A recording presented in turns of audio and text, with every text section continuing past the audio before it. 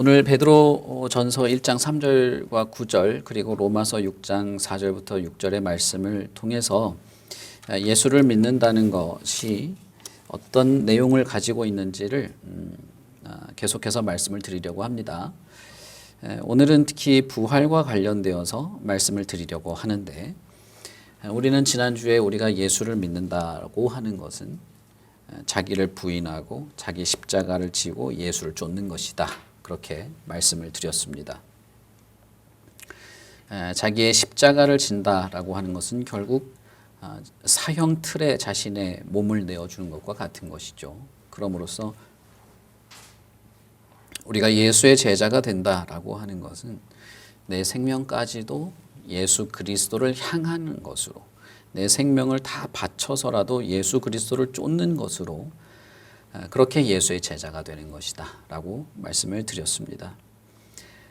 그러나 그것은 단순히 우리가 목숨을 포기하면서까지 예수를 쫓아가는 것이 그만큼 어떤 순수하고 대단한 그런 업적을 쌓아서 예수를 쫓아가는 것이 아닌 것을 말씀을 드렸죠.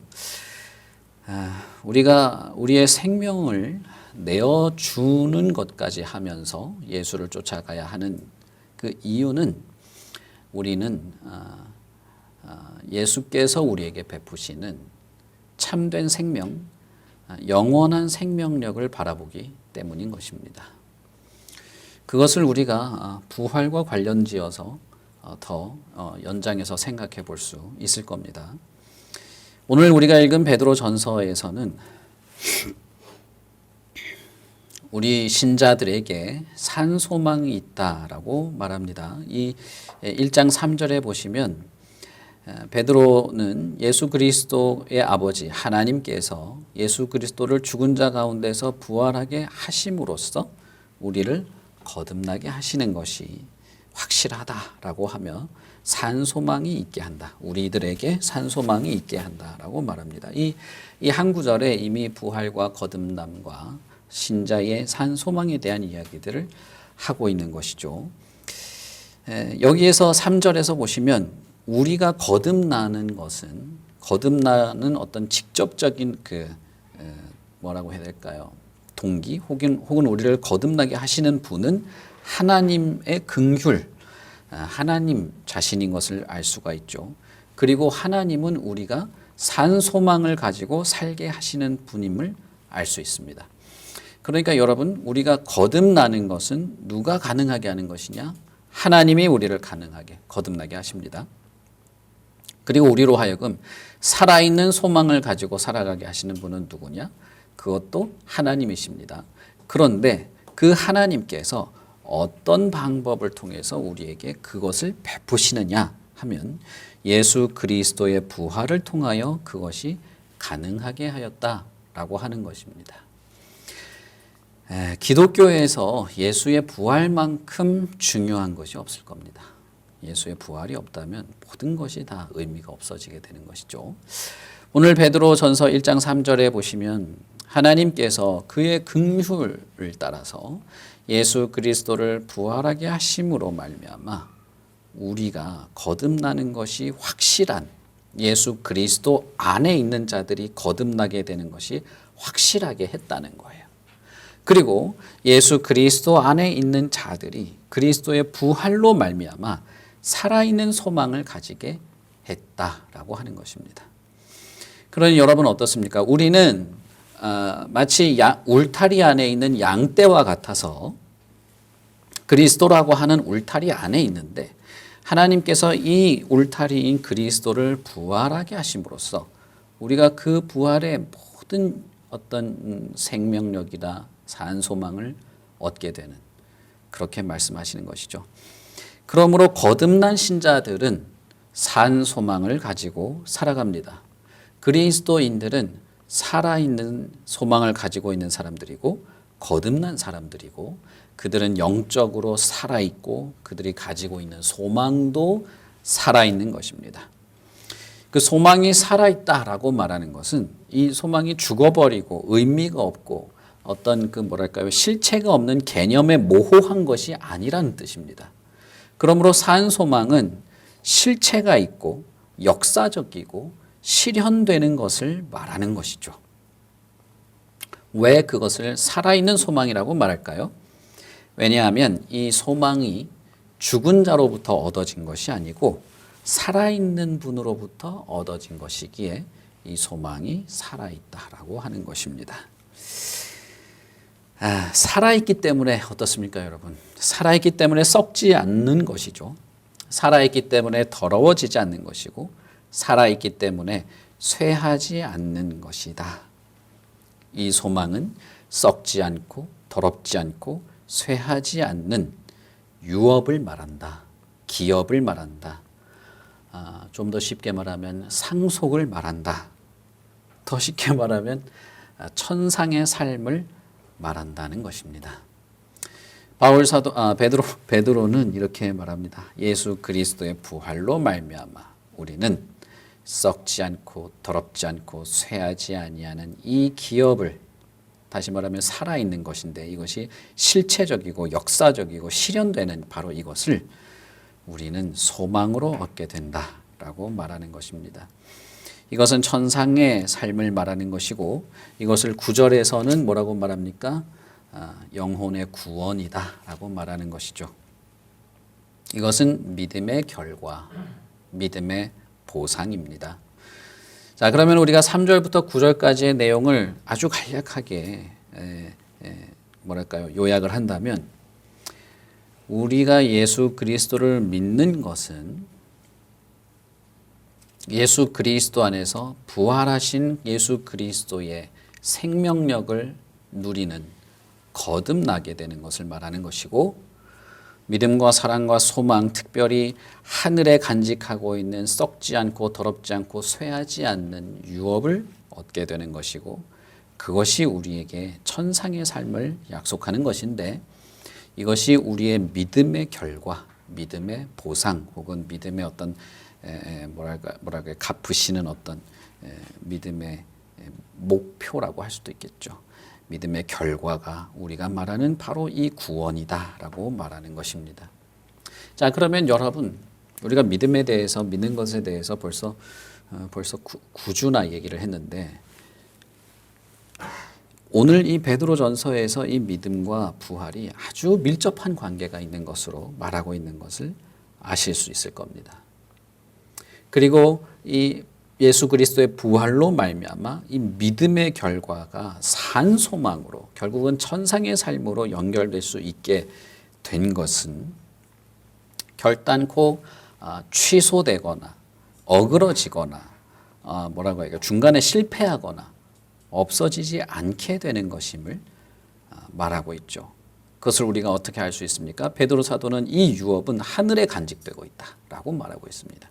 하늘에 간직되고 있기 때문에 이것은 좀이 쓸거나 동록이 쓸거나 도둑이 훔쳐가지 못하는 아주 확고한 것이죠. 그래서 하늘에 보관된 것이다라고 하는 것은 확실하고 확고하고 아주 확실한 것을 말하고 안전한 것을 말하는 것이죠.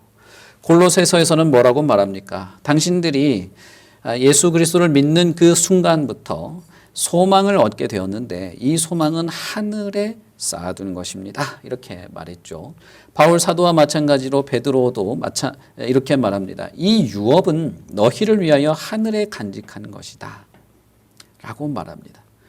자, 그러면 이 베드로전서의 이 3절부터 9절 사이 우리가 읽은 이 본문에서 우리의 믿음은, 예수 그리스도를 믿는 이 믿음은 예수 그리스도의 부활로 말미암아서 아주 살아있는 소망을 얻게 하고, 그리고 그 결과 소망이 바라보는 바로 그 목적지 천상을 얻게 하는 것이 매우 확실한, 하늘에 쌓아두고 하늘에 간직한, 하늘의 보호를 받고 있는 것으로 말하고 있는 것입니다. 여러분, 그러면 제가 오늘 무슨 말씀을 드리려고 하는지 아시겠죠?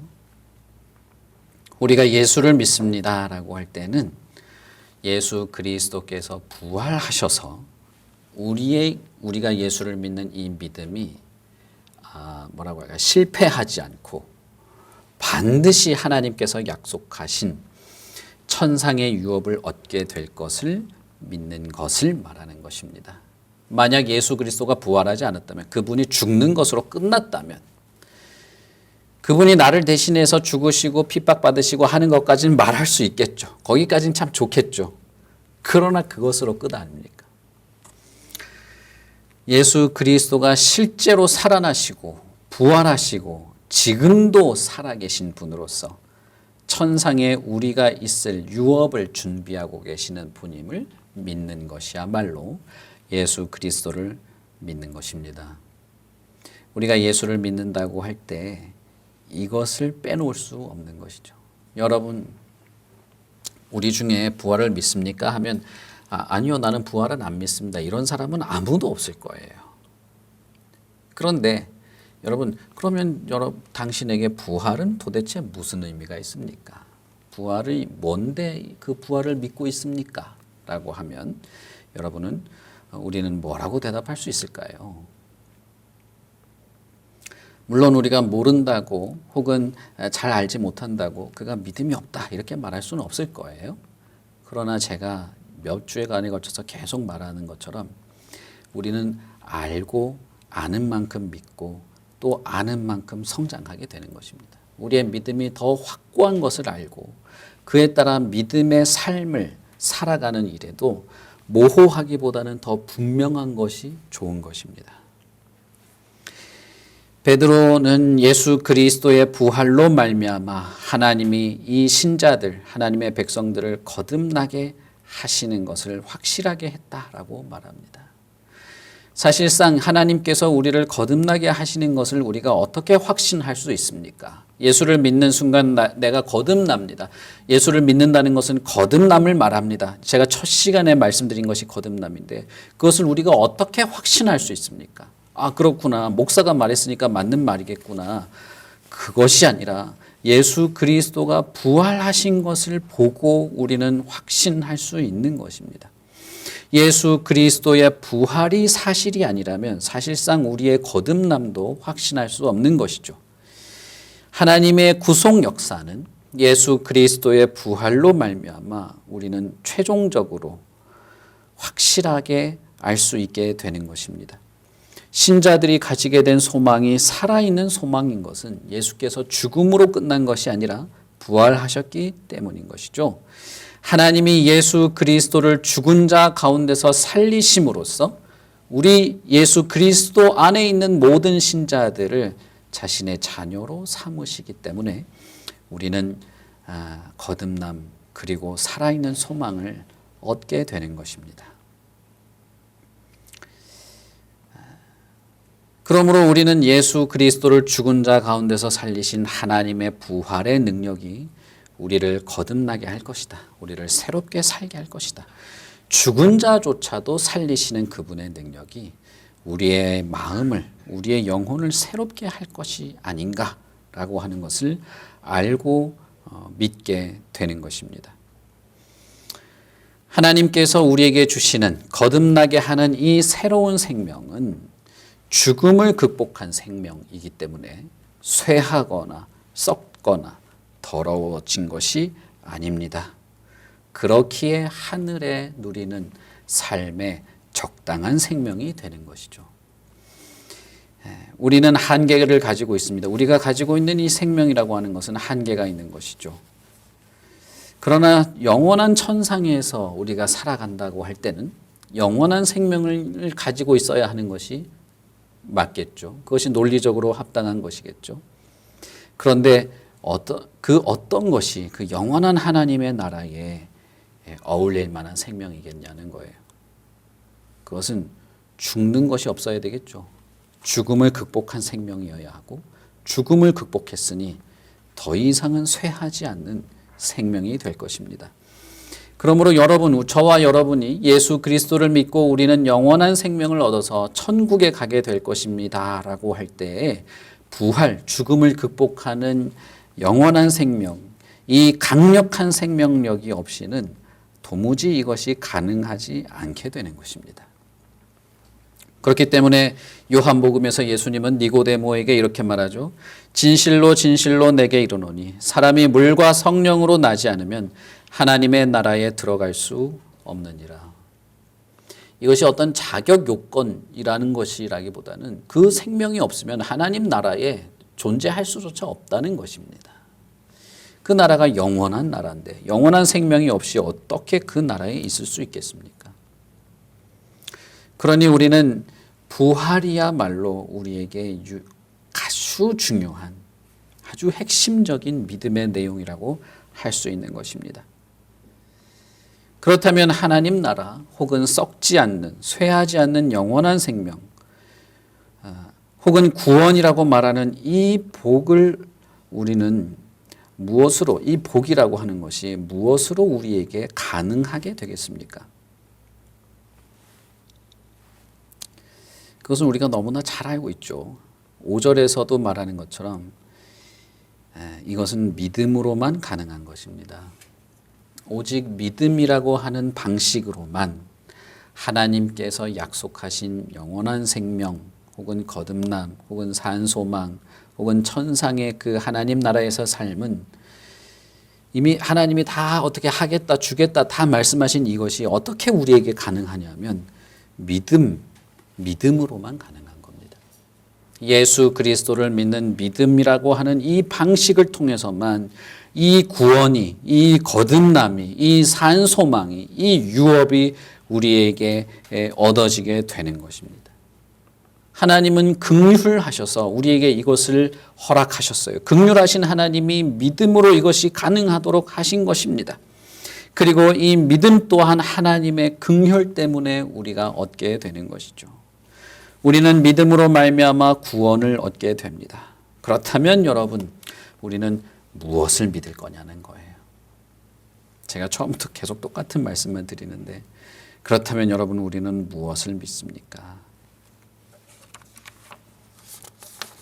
바로 예수 그리스도의 부활을 통해 우리의 아버지가 되시고 우리를 거듭나게 하시고 우리 또한 예수 그리스도의 부활에 동참하여 우리도 썩지 않을 생명으로 살게 될 것을 믿는 것입니다. 여러분 정말 이것을 믿으십니까? 그리스도가 부활하셨다. 그리고 그 그리스도의 부활에 나도 동참하여 나도 썩지 않을 생명으로 살게 될 것이다. 이것을 믿으시냐는 말입니다. 참으로 예수님께서는 부활하셨습니다.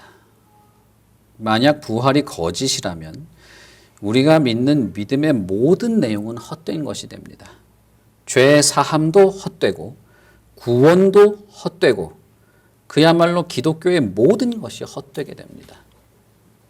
이 부활에 대해서 거부감을 가지는 사람들이 너무나 많기 때문에 기독교 세계 안에서는 어떤 교단은 부활은 부정하는 단지 어떤 예수 그리스도의 사랑, 온유, 긍휼 뭐 이런 것이야말로 기독교의 참된 가치라고 말하는 그런 교단도 있어요. 여러분 그러나 분명하고 확실하게 말씀드릴 수 있는 것은 예수의 부활이 없다면 그런 무슨 사랑, 긍휼, 자비, 인애, 박애 이런 것도 다 무의미한 것입니다. 예수 그리스도의 부활은 부정하면서 그 외에 다른 그럴듯한 것은 예수가 우리 안에 살아있다는 것처럼 말하는 그런 것은 여러분 정말 이상한 것입니다. 만약에 누군가가 그 기독교를 박살내고 부숴버리고 싶다면 그리스도의 부활만 거짓임을 증명하면 될 겁니다. 그러나 여러분 예수 그리스도의 부활은 저 목사가 부활이 있다고 아무리 그렇게 해봐야 그게 무슨 사실이냐 증거가 어디 있냐 라고 말할지 모르지만 그러나 예수 그리스도의 부활은 이미 부활하신 그 당시부터 여러 문헌에도 적혀 있을 정도로 사실이에요.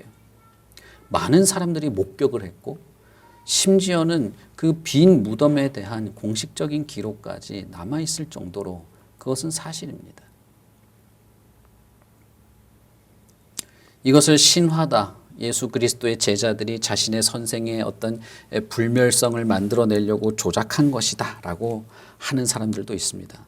제가 부활절날 설교했던 것처럼 만약에 정말 그럴 의도가 있었다면 이 제자들은 뭐라고 해야 될까요? 당시의 지식인들, 당시의 로마 정부들까지 다 상대했어야만 했습니다. 그런데 여러분, 예수의 제자들은 지식인들이 아니었어요. 그냥 어부였고, 그리고 부활을 증거한 사람도 여자들이었어요. 만약에 정말 그런 의도가 있었으면 그렇게 할 수 있습니까? 그리고 그렇게 하려면 예수 그리스도가 십자가에 죽고 무덤에 갇힌 이후에 이것이 점차 발전되어 갔어야만 합니다. 부활에 대한 생각들이. 그러나 죽은 그날부터 부활에 대한 부활에 대한 선언과 가르침, 그리고 부활에 대한 어떤 개념과 성격은 한 번도 변한 적이 없습니다. 그때부터 지금까지 똑같아요. 여러분, 이것을 사람이 조작했으면 사실 10년, 20년, 30년, 40년 혹은 100년, 200년에 걸쳐서 이것은 점차 발전되는 생각이어야만 돼요. 만약에 그들이 뭔가를 조작하려고 했다면. 그러나 여러분,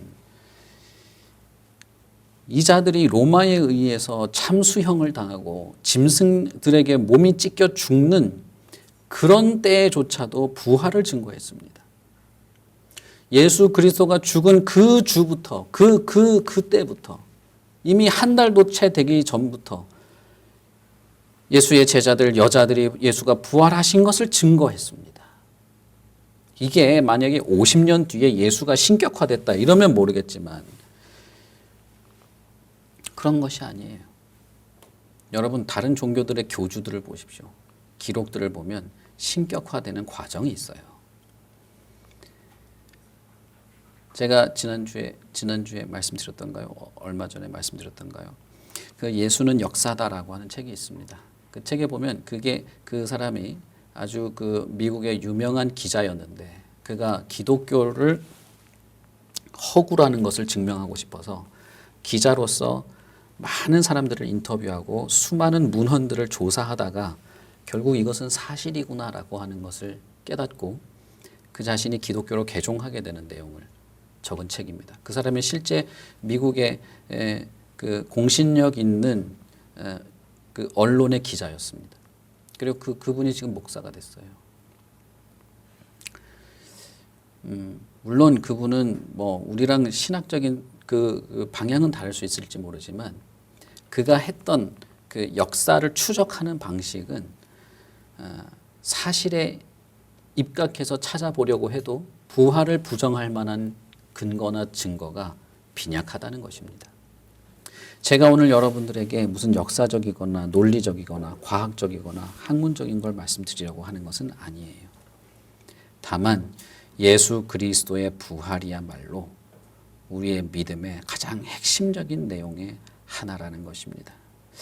고린도전서에서는 이렇게 말합니다. 그리스도께서 다시 살아나신 일이 없으면 너희의 믿음도 헛되고 너희가 여전히 죄 가운데 있을 것이다. 바울 사도는 분명히 이렇게 말했습니다. 그리스도께서 다시 살아난 일이 없다면 너희의 모든 것, 그게 기독교에 대한 신앙이 모든 것이 헛될 뿐 아니라 너희들은 여전히 죄 가운데 있을 것이다. 그리스도의 부활이 없다면 자녀에게 상속으로 주는 유업도 헛것이 되고 말 것입니다. 성경은 여러 번 우리가 누릴 구원, 우리가 얻게 될 하나님의 나라를 장차 자신의 자녀에게 물려주기 위해서 이렇게 후사에게 물려주기 위한 유업으로 종종 말합니다. 기업이라고도 말하죠. 이 유업은 이 세상이 끝날 때 5절에서는 뭐라고 말합니까? 말세에 나타나기로 예비된 구원 이렇게 말하죠. 이것은 최종적인 선물이고 종말론적인 선물입니다. 무엇보다도 그 기업이 썩지 않고 쇠하지 않는 영원한 것이기 때문에 예수 그리스도의 부활이야말로 우리의 유업이 확실하다고 하는 증명이요 보증이 되는 것입니다. 그러므로 예수 그리스도의 부활이 담고 있는 소망을 믿지 않는 사람, 예수 그리스도의 부활에 대한 확실한 믿음을 가지고 있지 않은 자는 천국에 합당하지 않습니다. 이 유업을 상속받지 못하게 될 것입니다. 예수를 믿는 믿음 혹은 구원 얻는 믿음이라는 것은 이 영원한 생명에 대한 믿음, 부활에 대한 믿음을 말하는 것일 수밖에 없습니다. 여러분 정말 죽은 사람이 다시 살아날 수 있음을 믿으십니까? 죽은 자가 그 죽음을 극복하고 다시 살아난 것을 믿습니까? 예수 그리스도께서 실제로 십자가에 달려 피 흘리시고 처절하게 자신의 몸이 깨지고 찢어지고 나를 위하여 피 흘리신 그분이 나를 위하여 실제로 살아나신 것을 믿으십니까? 그리고 그분을 믿는 믿음 안에서 나 또한 무덤을 열고 다시 살아나게 될 것을 믿으십니까? 우리가 예수를 믿는다고 할 때, 예수 그리스도의 부활을 믿는다고 할 때는 이것을 믿는 것입니다. 여러분, 부활이 무엇입니까? 부활은 언제나 죽음을 염두에 두고 있는 것이죠. 죽음이 없이는 부활도 없겠죠.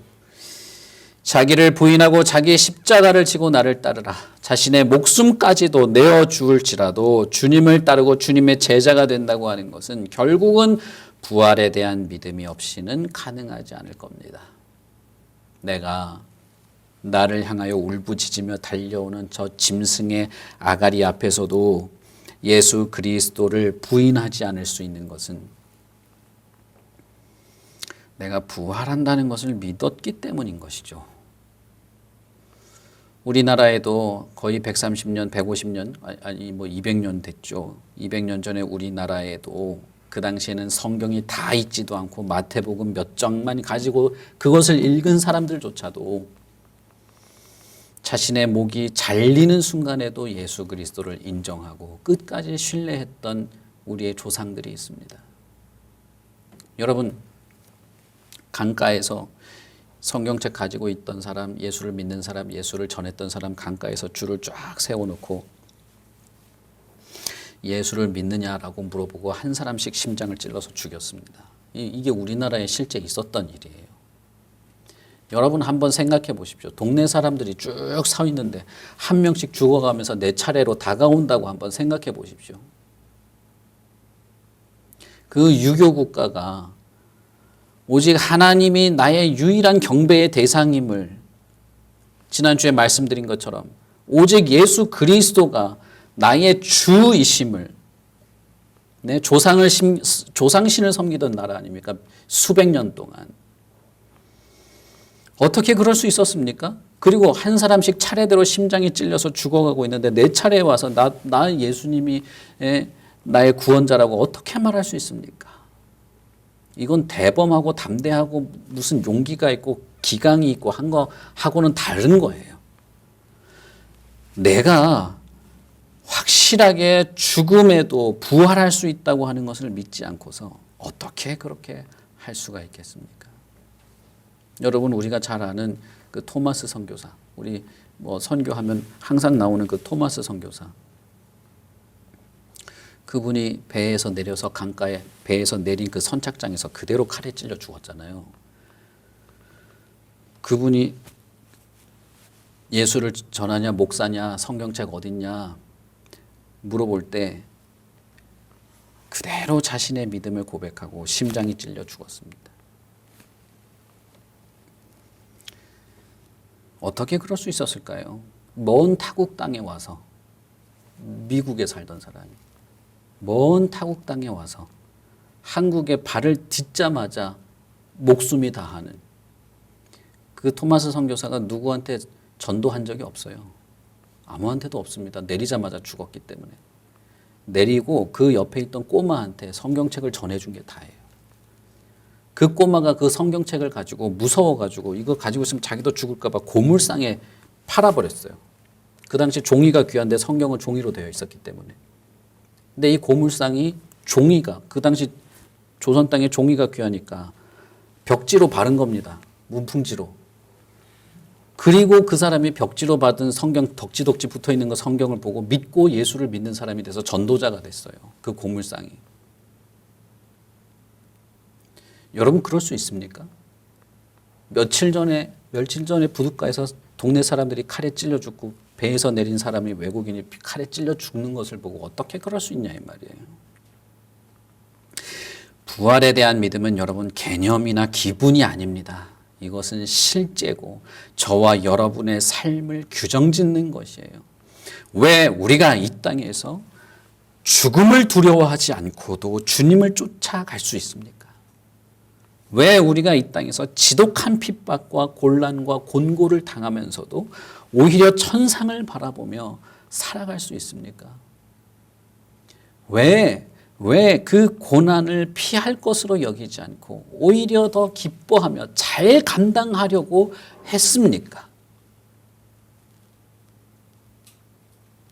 부활이 없다면 가능하지 않은 것이죠.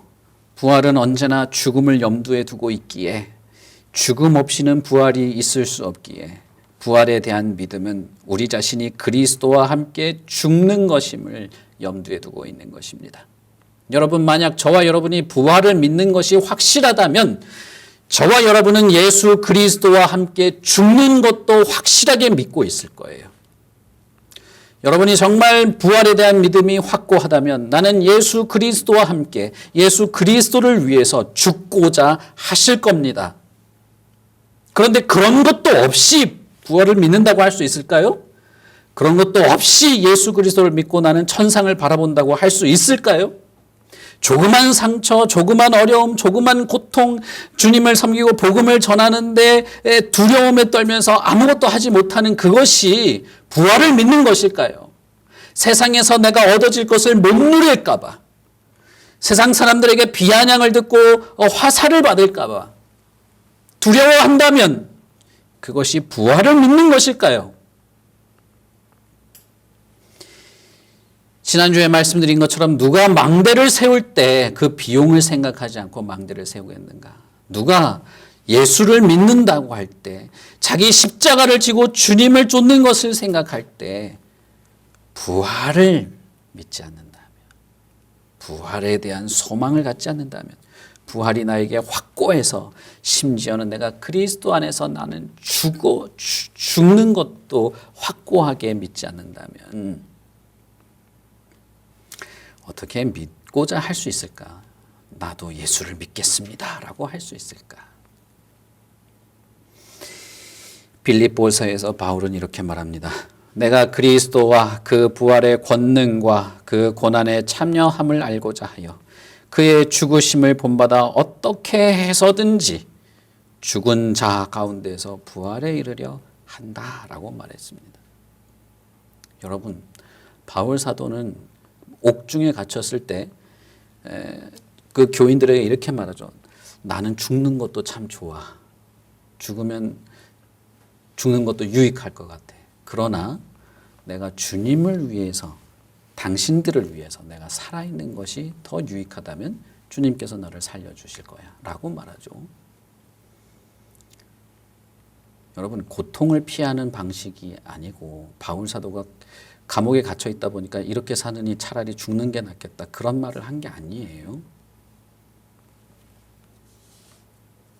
여러분, 제가 예전에 말씀드렸던 그 누구의 일기죠? 누구의 일기? 책? 응? 안내의 일기 말고요. 갑자기 책 이름이 생각이 안 나요. 제가 여러분 우리 교회 개척해서 했잖아요. 책 이거 읽어보라고. 데이빗 뭐죠 그 다음에? 이거 인터넷에 나가면 안 되는데 이거 그것도 생각 못하고 데이빗 하여튼 그 일기 책 여러분 한번 읽읍시다. 읽고 싶은 책은 같이 읽고 싶은 책은 많은데 어쨌든 거기도 보면 그분이 그렇게 말하죠. 무덤은 얼마나 안락할까. 내 소망은 무덤에 묻히는 거야. 무덤은 얼마나 안락할까. 그리고 나서 뭐라고 말합니까? 그러면 내가 영원히 하나님을 이 병든 육체가 아닌 데이빗 브레이너드의 일기. 이 병든 육체가 아니고 이 무지한 육체가 아니고 정말 새로운 몸으로 하나님을 마음껏 찬양할 수 있을 텐데 라고 말하죠.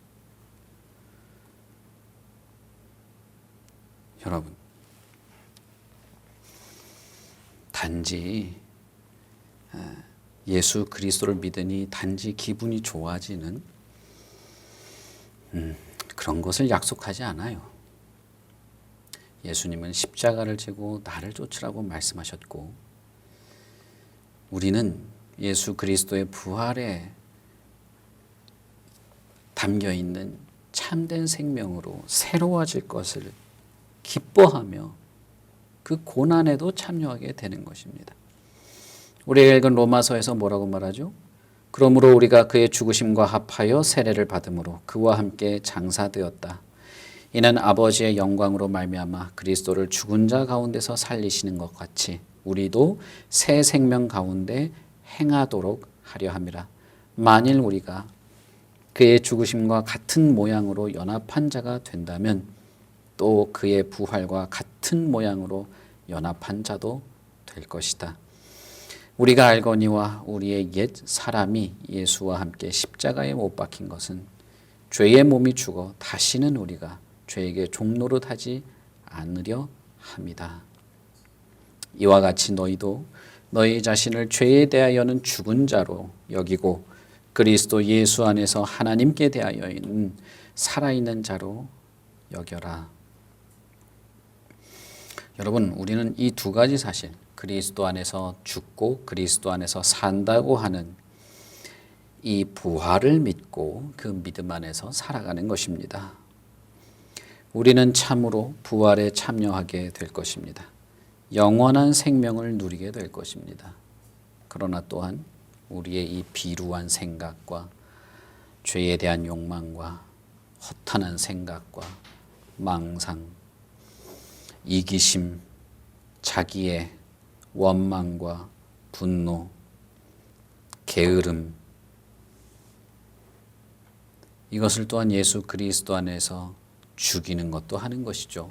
심지어는 내 생명도, 주님께 나아가기 위하여 내 생명조차도 그리스도 안에서 죽기를 바라는 것이 우리의 믿음인 것입니다. 그렇게 함으로써 우리는 다시는 사망에 굴복되지 않는 것입니다. 부활이야말로 우리의 믿음의 내용입니다. 영원한 사망에서 영원한 생명으로 옮겨지는 증거이기 때문입니다. 예수께서 이르시되 나는 부활이요 생명이니 나를 믿는 자는 죽어도 살겠고 무릇 살아서 나를 믿는 자는 영원히 죽지 아니하리니 이것을 내가 믿느냐. 이것은 마르다에게 한 말이 아니죠. 저와 여러분에게 하는 말입니다. 진실로 진실로 너희에게 이르노니 내 말을 듣고 또 나 보내신 이를 믿는 자는 영생을 얻었고 심판에 이르지 아니하나니 사망에서 생명으로 옮겼느니라. 이 생명이 부활한 것이 아니면 우리가 어떻게 이 말을 믿을 수 있습니까? 부활한 생명, 예수 그리스도 안에서의 부활은 이 땅에서의 비루한 모든 악함을 극복하는 것입니다.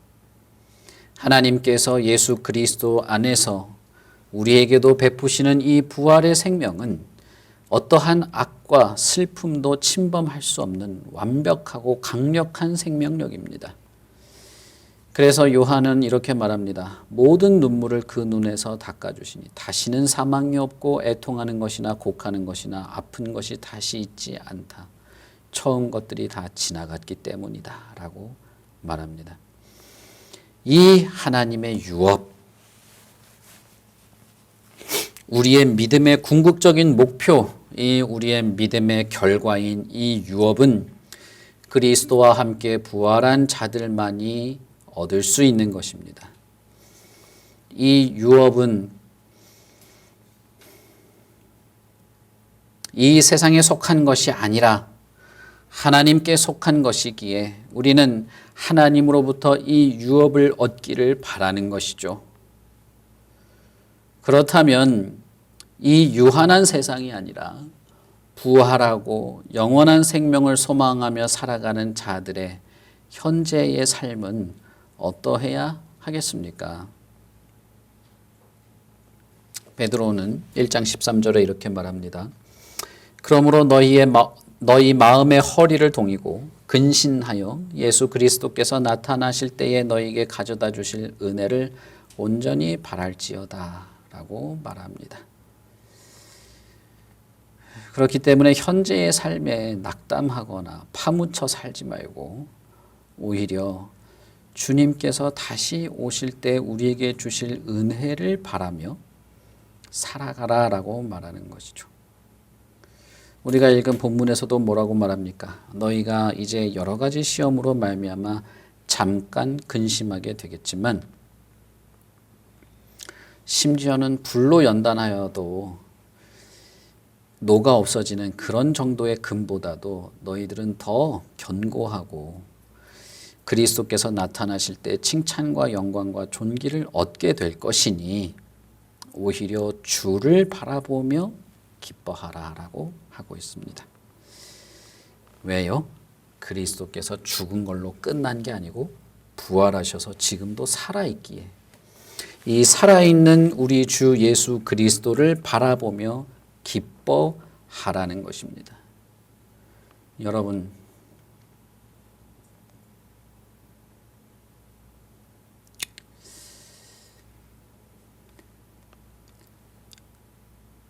만약에 어떤 고아가 고아원에서 살고 있다고 해봅시다. 그런데 어느 날 아버지에게 편지가 왔습니다. 몇 월 며칠 날 내가 너를 데리러 갈게. 우리가 살 집을 얻었다. 그러니 그때까지만 조금만 기다려라 라는 편지를 받았다 생각해 봅시다. 그 고아원의 고아는 자신의 고아원에서 살게 된 자신의 현재의 삶보다도 아버지가 나를 찾고 있다는 사실 때문에 기뻐하지 않을까요? 그가 아버지 때문에 기쁨을 소유할 수 있지 않을까요? 왜 우리는 믿는다고 하면서도 예수 그리스도가 살아계셔서 우리를 찾아오신다는 사실을 바라보지 못할까요? 왜 그리스도를 위하여 이 땅에서의 삶이 그리스도를 위한 삶으로 이어져 가지 못할까요? 심지어는 부활의 생명을 얻고자 부활이 나에게 그리스도 안에서 부활이 있음을 알고 기꺼이 내 생명조차도 주님을 위하여 드리는 그런 마음의 믿음의 활동이 그렇게 그토록 적게 보일까요?